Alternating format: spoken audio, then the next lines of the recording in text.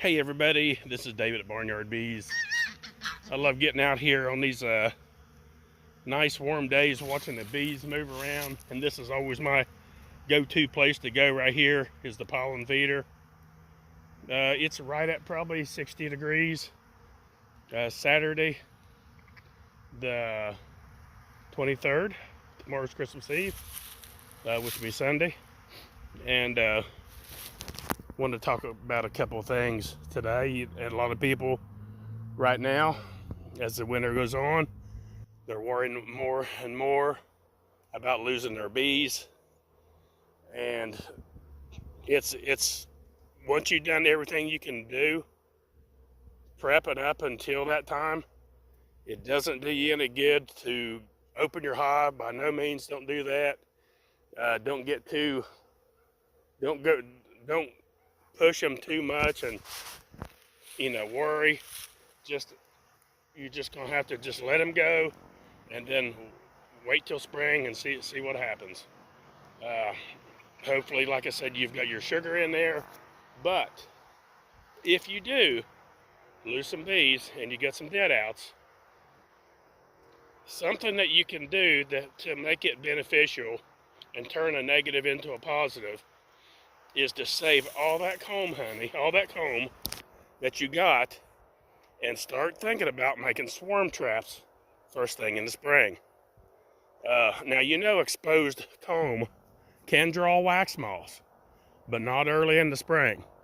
You really won't start seeing a lot of wax moths till about June. When you start seeing them, when you're driving around and you start seeing moths in the headlights of your car or outside lights at nighttime, that's when you got to start being concerned, because then the temperature is adequate enough for those to come in and invade your wax. So save that stuff. Put out your swarm traps. Bait them up.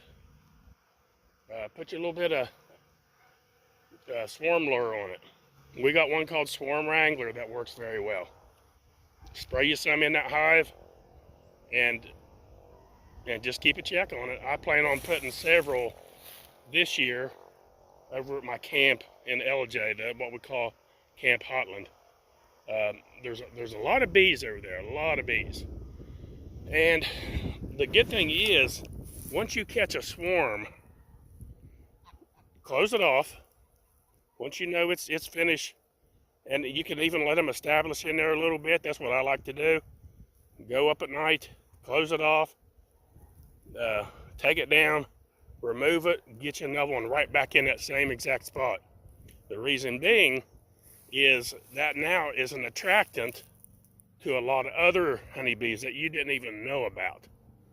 That swarm, once they got in that hive and established herself as a colony, attracted a lot of honeybees that you had no idea was around. If you don't believe me, take something like that, swarm that you caught, close up the entrance, get it down, put an empty up there, and see how quick you start seeing bees back there.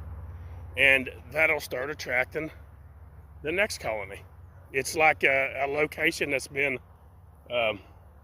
found by the bees, and they will start going to it. So always use the same ones over. It works great. Usually it's good to have those put up at least early March, at least here in North Georgia. I like by the first day of March having some swarm traps out. And you don't, like I said, you don't have to worry about the wax moths invading, because it's still way too early for them and to get into your wax. But save all that wax. Don't worry about it through the winter. There's no wax moths go get in there through the winter and mess with your drawed wax. Save all that, pull it out, make you a lot of swarm traps, and catch you some bees to replace the ones you lost. And that's about it. Thanks for watching Barnyard Bees.